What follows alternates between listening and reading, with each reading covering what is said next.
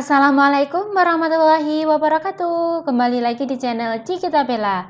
Teman-teman, bagaimana kabarnya? Semoga selalu dalam keadaan sehat dan tetap semangat ya. Oke, pada video kali ini kita akan melanjutkan pembahasan soal-soal P3K untuk persiapan tes P3K tahun 2021 ini ya, teman-teman.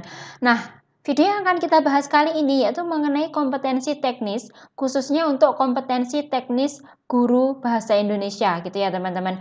Untuk mapel lain, teman-teman bisa cek yang di channel ini, itu ada beberapa video mengenai pembahasan soal-soal kompetensi teknis guru IPA dan guru PPKN. Nah, pada video kali ini kita akan membahas kompetensi teknis guru bahasa Indonesia untuk part satunya. Nah, sebelum kita mulai simak soal-soalnya, jangan lupa teman-teman untuk klik tombol subscribe, tekan tombol loncengnya. Jangan lupa juga like, komen, dan share sebanyak-banyaknya ya. Oke, langsung saja kita mulai soal yang pertama. Seorang guru bahasa Indonesia SMP akan mengajarkan kompetensi dasar 3.7 yaitu mengidentifikasi informasi dari teks laporan hasil observasi berupa buku pengetahuan yang dibaca atau diperdengarkan.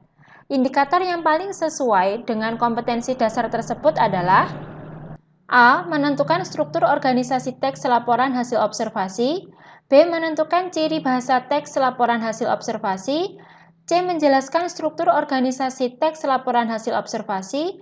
D. Menjelaskan ciri bahasa teks laporan hasil observasi. Atau yang E. Menyebutkan ciri, tujuan, dan isi teks laporan hasil observasi. Jawaban yang benar itu adalah yang D, menyebutkan ciri, tujuan, dan isi teks laporan hasil observasi. Nah, indikator itu merupakan penanda pencapaian kompetensi dasar yang ditandai oleh perubahan perilaku yang dapat diukur yang mencakup sikap, pengetahuan, dan keterampilan. Nah, indikator ini dikembangkan sesuai dengan karakteristik peserta didik, mata pelajaran, satuan pendidikan, potensi daerah, dan dirumuskan dalam kata kerja operasional yang terukur atau dapat diobservasi gitu ya teman-teman, maksudnya dapat diobservasi dengan panca indera seperti itu. Nah, perumusan indikator ini menggunakan kata kerja operasional yang dapat diukur atau menggunakan tabel kata kerja operasionalnya taksonomi BOM gitu ya teman-teman. Untuk KD mengidentifikasi informasi, kata kerja operasional yang tepat adalah menyebutkan ciri, tujuan, dan isi. Karena kan tadi pada KD-nya itu adalah kata-katanya mengidentifikasi, berarti sesuai dengan untuk menyebutkan ciri, tujuan, dan isi. Nah, kata menentukan dan menemukan juga dapat menjadi indikator untuk KD mengidentifikasi. Hanya saja dalam pilihan materi pada jawaban tidak tepat. Informasi berisi tujuan, ciri, dan isi. Seperti itu ya teman-teman. Lanjut soal nomor 2. Seorang guru bahasa Indonesia mengajarkan kompetensi dasar 4.16 yaitu memerankan isi fabel atau legenda daerah setempat yang dibaca dan didengar. Materi yang paling tepat sesuai kompetensi dasar tersebut adalah A. Pengetahuan faktual, B. Pengetahuan metakognitif, C. Pengetahuan prosedural, D. Pengetahuan konseptual, atau E. Keterampilan. Nah, teman-teman bisa pause dulu videonya, silahkan untuk menjawab apakah nanti jawabannya itu benar atau salah, seperti itu ya. Nah, untuk yang nomor 2, jawaban yang benar itu adalah yang C, pengetahuan prosedural. Nah, penyusunan materi pembelajaran memuat fakta, konsep, prinsip, dan prosedur yang relevan. Cakupan materi berupa pengetahuan faktual, metakognitif, prosedural, dan konseptual. Nah, faktual berisi contoh terkait dengan materi. Metakognitif berisi konsep yang berkaitan dengan contoh di kehidupan sehari-hari. Sedangkan konseptual berisi konsep-konsep terkait dengan materi. Nah, prosedural ini berisi tahapan yang terkait dengan materi. Oleh karena itu, jika ada KD memerankan, materi yang diajarkan terkait dengan prosedural yaitu merancang tokoh fabel, latar, dialognya, menentukan urutan cerita, merancang pemeranan fabel. Gitu ya teman-teman. Kita lanjut soal nomor 3. Dalam suatu kegiatan pembelajaran bahasa Indonesia, peserta didik mencermati topik yang menarik dan berada dalam konteks lingkungan sekolahnya. Ia kemudian mendata hal-hal yang perlu diketahui, kemudian mencari dan mengumpulkan informasi melalui observasi, wawancara, dan telaah pustaka, serta kemudian menuangkannya dalam laporan yang sudah disepakati. Setelah selesai, kemudian menyajikan secara lisan di depan kelas. Pembelajaran menulis ini menggunakan pendekatan A. Inquiry, B. Scientific, C. Discovery, D. Berbasis proyek, atau E. Berbasis masalah. Jawaban yang benar itu adalah yang B. Scientific. Mengacu pada Permendikbud nomor 22 tahun 2016 tentang standar proses pendidikan dasar dan menengah, yaitu pendekatan saintifik, metode discovery atau inquiry, pembelajaran berbasis masalah. Nah, untuk saintifik itu meliputi mengamati, menanya, mengeksplorasi, mengasosiasi, dan mengomunikasikan atau disingkat dengan 5M seperti itu ya. Sedangkan untuk inquiry yaitu meliputi orientasi, merumuskan masalah, merumuskan hipotesis, mengumpulkan data, menguji hipotesis, dan menarik kesimpulan. Sedangkan untuk discovery meliputi stimulasi, identifikasi masalah, pengumpulan data, pengolahan data, pembuktian, dan penarikan kesimpulan. Untuk yang berbasis masalah meliputi orientasi masalah, organisasi belajar, penyelidikan individu dan kelompok, pengembangan dan penyajian hasil penyelesaian masalah, analisis, dan yang terakhir yaitu evaluasi proses penyelesaian masalah. Sedangkan untuk yang berbasis proyek, meliputi penentuan proyek, perancangan langkah-langkah, penyusunan jadwal, penyelesaian proyek dengan fasilitas dan monitoring guru, penyusunan laporan dan presentasi, dan yang terakhir yaitu evaluasi proses dan hasil proyek. Seperti itu ya teman-teman. Nah, untuk soal yang nomor 3, ini yang paling sesuai adalah pendekatan saintifik. Seperti itu. Oke, kita lanjut soal nomor 4. Seorang guru meminta para peserta didiknya untuk mengamati suatu jenis teks, merumuskan pertanyaan yang ingin diketahui, mengidentifikasi dan menganalisis isi teks, membuat kesimpulan, dan mempresentasikan hasil diskusi. Pembelajaran membaca teks ini merupakan pendekatan A. Inquiry, B. Scientific, C. Discovery, D. Berbasis proyek, atau E. Berbasis masalah. Jawaban yang benar yaitu yang B. Scientific. Mengacu tadi sama ya pembahasannya seperti soal yang nomor 3 di mana dalam Permendikbud nomor 22 tahun 2016 tentang pendekatan dalam pembelajaran itu ada scientific, inquiry, discovery, berbasis masalah, dan berbasis proyek. Sedangkan untuk teks nomor 4 atau soal nomor 4 itu sesuai dengan scientific. Oke, kita lanjut soal nomor 5. Seorang guru bahasa Indonesia SMP akan mengajarkan kompetensi dasar 3.7, yaitu mengidentifikasi informasi dari teks laporan hasil observasi berupa buku pengetahuan yang dibaca atau diperdengarkan. Media yang paling sesuai untuk mencapai kompetensi dasar tersebut adalah media A. Audio dan atau audiovisual, B. Visual dan atau cetak, C. Audiovisual atau visual, D. Audio dan atau IT, E. Non-cetak dan atau cetak. Nah, jawaban yang tepat itu adalah yang C. Audiovisual dan visual. Nah, jawaban yang tepat itu adalah yang C. Audiovisual dan atau visual. Nah, di mana ada beberapa jenis media yang dapat digunakan dalam pembelajaran. Yang pertama itu adalah media visual, yang merupakan setiap bentuk media yang memiliki bentuk fisik nyata, yang dapat dilihat, dibaca, dan diraba. Nah, jika dibandingkan dengan media-media pembelajaran lainnya, media visual ini cenderung jauh lebih mudah untuk ditemukan. Beberapa contohnya adalah gambar, foto, dan buku. Nah, yang selanjutnya yaitu ada media audio, adalah media yang hanya dapat diakses melalui organ pendengaran. Beberapa bentuk media audio yaitu suara, lagu, siaran radio, CD, dan lain-lainnya. Nah, untuk media audiovisual itu merupakan jenis media yang mencakup media audio yang dapat didengar dan media visual yang dapat dilihat.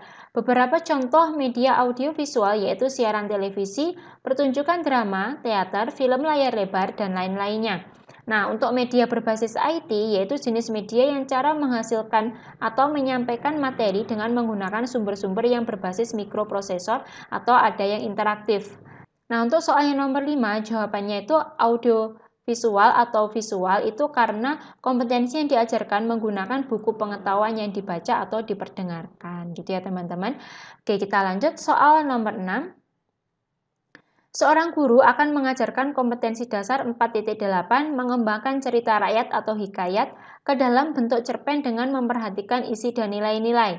Sumber pembelajaran yang paling sesuai dengan kompetensi dasar tersebut adalah A. Lingkungan sekolah, B. Kumpulan cerita rakyat atau hikayat, C. Berbagai buku referensi, D. Rekaman drama dari televisi, E. Teks berita dalam surat kabar. Jawaban yang benar itu adalah B. Kumpulan cerita rakyat atau hikayat. Nah, sumber-sumber belajar menurut Ahmad Rohani dan Abu Ahmadi adalah guru dan bahan-bahan pelajaran berupa buku bacaan atau semacamnya. Nah, pengertian selanjutnya dari sumber belajar adalah segala daya yang dapat dipergunakan untuk kepentingan proses pembelajaran baik langsung maupun tidak langsung di luar diri peserta didik yang melengkapi diri mereka pada saat pembelajaran berlangsung. Klasifikasi sumber belajar terdiri atas yang pertama yaitu message atau pesan, people atau orang, materials atau bahan, device alat, teknik dan setting. Nah, untuk sumber belajar soal nomor 6 itu berbentuk bahan dan karena KD-nya mengembangkan cerita rakyat dalam bentuk cerpen, maka sumber belajarnya yang diperlukan itu adalah kumpulan cerita rakyat atau hikayat tersebut. Oke, kita lanjut soal nomor 7. Setelah selesai mengajarkan kompetensi dasar 4.4 yaitu mengkonstruksi teks eksposisi dengan memperhatikan isi yang terdiri dari permasalahan, argumentasi, pengetahuan, dan rekomendasi, struktur dan kebahasaan, guru harus melakukan penilaian. Instrumen penilaian pembelajaran yang sesuai dengan kompetensi dasar tersebut sebaiknya berupa A. Angket, B. Tes lisan, C. Tes performansi, D. Tes pilihan ganda, atau E. Rubrik penilaian proyek. Jawaban yang benar itu adalah rubrik penilaian proyek. Instrumen penilaian itu adalah alat yang digunakan untuk melakukan penilaian atau evaluasi. Instrumen penilaian dapat berupa tes maupun non-tes, dan observasinya dapat dilakukan dengan cara observasi sistematis dan non-sistematis. Tes terdiri atas beragam bentuk tes tulis, tes lisan, tes intelijensi, tes kemampuan, tes sikap, tes kepribadian, tes hasil belajar. Sedangkan untuk yang non-tes itu terdiri atas observasi, wawancara, skala sikap, daftar cek, angket, studi kasus, tes pemberian penghargaan. Nah, instrumen penilaian yang digunakan itu disesuaikan dengan jenis penilaiannya. Untuk keterampilan menulis yang menghasilkan tulisan, yang diperlukan itu adalah instrumen berupa rubrik atau pedoman penilaian proyek yang berisi indikator-indikator terkait dengan unsur-unsur sebuah tulisan. Dalam hal ini yaitu teks eksposisi, ada struktur dan kebahasaannya. Oke, kita lanjut soal nomor 8. Perhatikan penggalan RPP berikut ini. Bagian dari penggalan RPP yang tidak sesuai dengan prinsip pembelajaran pada kurikulum 2013 adalah A. Pendekatan, B. Metode, C. Media pembelajaran, D. Sumber belajar, atau yang E. Metode dan model pembelajaran. Jawaban yang tepat itu adalah yang E. Metode dan model pembelajaran. Nah, sesuai dengan Permendikbud nomor 22 tahun 2016 tentang standar proses pendidikan dasar dan menengah, komponen RPP itu terdiri atas yang pertama identitas sekolah yaitu yang meliputi nama satuan pendidikan, identitas mata pelajaran atau tema atau subtema, kelas dan semester, materi pokok, alokasi waktu, tujuan pembelajaran, kompetensi dasar dan indikator pencapaian kompetensi, materi pembelajaran yang memuat fakta, konsep, prinsip, dan prosedur yang relevan, metode pembelajaran, media pembelajaran, sumber belajar, langkah-langkah pembelajaran, dan yang terakhir yaitu penilaian hasil pembelajaran. Untuk itu, yang tidak sesuai dengan komponen RPP yang telah ditetapkan adalah metode dan model pembelajaran, karena yang digunakan saat ini adalah metode pembelajaran inquiry atau discovery, pembelajaran berbasis masalah, dan pendekatan awal yaitu scientific. Oke, kita lanjut soal nomor 9. Seorang guru meminta para peserta didiknya untuk mengamati suatu lingkungan, merumuskan pertanyaan yang ingin diketahui, mengumpulkan informasi terkait dengan lingkungan yang dipilih, menyusun laporan, dan mempresentasikan hasil laporan baik individu maupun kelompok. Nah, pendekatan yang dipakai dalam pembelajaran tersebut adalah pendekatan A. Inquiry, B. Scientific, C. Discovery, D. Berbasis proyek, atau E. Berbasis masalah. Jawaban yang benar itu adalah yang B, scientific. Seperti tadi sudah kita bahas, itu ada pendekatan scientific, inquiry, discovery, berbasis masalah, dan berbasis proyek. Di mana dalam setiap pendekatan ini mempunyai sintak atau langkah-langkah yang berbeda. Oke, kita lanjut soal nomor 10. Dalam suatu kegiatan pembelajaran bahasa Indonesia, peserta didik memilih dan menyepakati topik yang menarik dan berada dalam konteks lingkungan sekolahnya. Mereka kemudian merumuskan masalah dan menyusun hipotesis. Selanjutnya mencari dan mengumpulkan data melalui observasi, wawancara, telaah pustaka, serta melakukan pembuktian atas hipotesis sebelumnya. Setelah mendapatkan data, maka disusun sebuah kesimpulan. Model pembelajaran menulis yang dipakai dalam kegiatan pembelajaran tersebut adalah A. Inquiry, B. Scientific, C. Discovery, D. Berbasis proyek, atau E. Berbasis masalah? Jawaban yang tepat itu adalah C. Discovery. Seperti yang kita sudah pelajari tadi, di mana ada pendekatan saintifik, inquiry, discovery, berbasis masalah, dan berbasis proyek. Nah, sesuai dengan tahapan yang dipaparkan pada soal, maka jawaban yang tepat itu adalah discovery yang C. Oke, kita lanjut soal nomor 11. Dalam pembelajaran mengkonstruksi suatu teks, salah satu prinsip pembelajaran menggunakan pendekatan saintifik yang harus ada adalah A. Mengamati, B. Menanya, C. Mencoba atau mengeksplorasi, D. Mengasosiasi atau merumuskan, atau yang E. Mengkomunikasikan.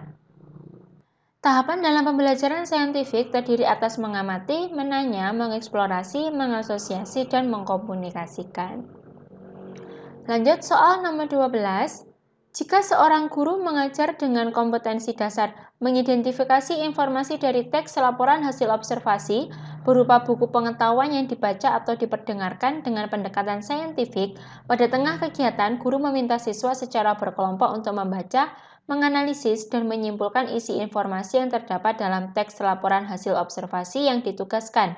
Menurut pendapat saudara, kegiatan tersebut termasuk ke dalam tahapan pembelajaran A. Mengamati beragam contoh teks LHO, B. Menanya hal-hal terkait dengan struktur teks LHO, C. Mencoba atau mengeksplorasi informasi teks LHO, D. Mengasosiasi atau merumuskan informasi teks LHO, atau yang E. Mengkomunikasikan hasil identifikasi informasi teks LHO. Jawaban yang tepat itu adalah yang C. Mencoba atau mengeksplorasi informasi teks LHO. Nah, langkah-langkah pembelajaran yang digunakan dalam soal itu adalah saintifik yang terdiri atas mengamati, menanya, mengeksplorasi, dan mengkomunikasikan. Nah, untuk itu jawaban yang tepat adalah mengeksplorasi atau mengumpulkan data tentang informasi teks LHO. Dalam soal tersebut, membaca itu sama dengan mengamati atau mengobservasi. Mengajukan pertanyaan itu sama dengan menanya. Menyusun atau mengkonstruksi itu sama dengan mengasosiasi, dan mempresentasikan itu sama dengan mengomunikasikan. Lanjut soal nomor 13.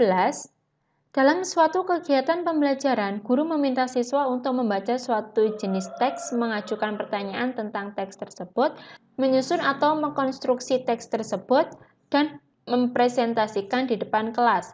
Tahapan tersebut adalah A. Mengamati, B. Menanya, C. Mencoba atau mengeksplorasi, D. Mengasosiasi atau merumuskan, atau yang E. Mengkomunikasikan. Jawaban yang benar itu adalah yang C. Mencoba atau mengeksplorasi, di mana langkah-langkah pembelajaran yang digunakan dalam soal adalah saintifik yang terdiri atas mengamati, menanya, mengeksplorasi, dan mengkomunikasikan. Untuk itu, jawaban yang paling tepat itu adalah mengeksplorasi. Oke, kita lanjut soal nomor 14. Seorang guru memberikan umpan balik dan penguatan tentang hasil menulis teks deskripsi. Hal tersebut dilakukan pada saat kegiatan A. Pra pembelajaran, B. Awal pembelajaran, C. Inti pembelajaran, D. Penutup pembelajaran, atau E. Tindak lanjut pembelajaran.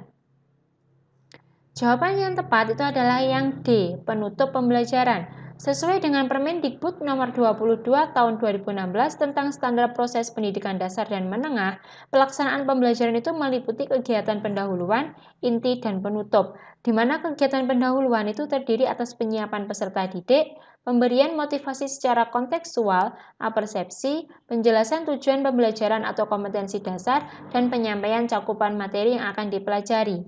Sedangkan untuk kegiatan intinya yaitu menggunakan model pembelajaran, metode pembelajaran, media pembelajaran, dan sumber belajar yang disesuaikan dengan karakteristik peserta didik dan mata pelajaran. Sedangkan untuk yang kegiatan terakhir yaitu kegiatan penutup, terdiri atas refleksi bersama, pemberian umpan balik oleh guru, pemberian penugasan atau tindak lanjut, pemberian informasi tentang rencana kegiatan pembelajaran selanjutnya. Nah, kegiatan yang dilakukan guru adalah pemberian umpan balik untuk menguatkan proses pembelajaran yang telah terjadi. Maka kegiatan tersebut berada pada kegiatan akhir pembelajaran atau penutup pembelajaran. Seperti itu ya teman-teman. Oke, sekarang soal yang terakhir, nomor 15. Seorang guru memberikan pengalaman dalam bentuk contoh sebuah puisi untuk merangsang siswa terkait dengan pembelajaran menulis sebuah puisi. Hal tersebut dilakukan pada saat kegiatan A. Pra pembelajaran, B. Awal pembelajaran, C. Inti pembelajaran, atau yang E. Tindak lanjut pembelajaran? Jawaban yang tepat itu adalah yang B, awal pembelajaran. Seperti yang sudah kita jelaskan tadi, di mana ada kegiatan pendahuluan, kegiatan inti, dan kegiatan penutup. Nah, kegiatan yang dilakukan oleh guru itu adalah memberikan contoh secara kontekstual sebagai apersepsi untuk memberikan rangsangan pada siswa. Di mana pemberian apersepsi itu adalah pada pembelajaran awal atau awal pembelajaran. Nah, itulah tadi soal-soal yang kita bahas mengenai kompetensi teknis, khususnya untuk kompetensi teknis guru bahasa Indonesia. Semoga soal-soal ini dapat membantu teman-teman untuk belajar. Tetap semangat terus belajarnya. Semoga kita semua bisa menjadi ASN. Wassalamualaikum warahmatullahi wabarakatuh.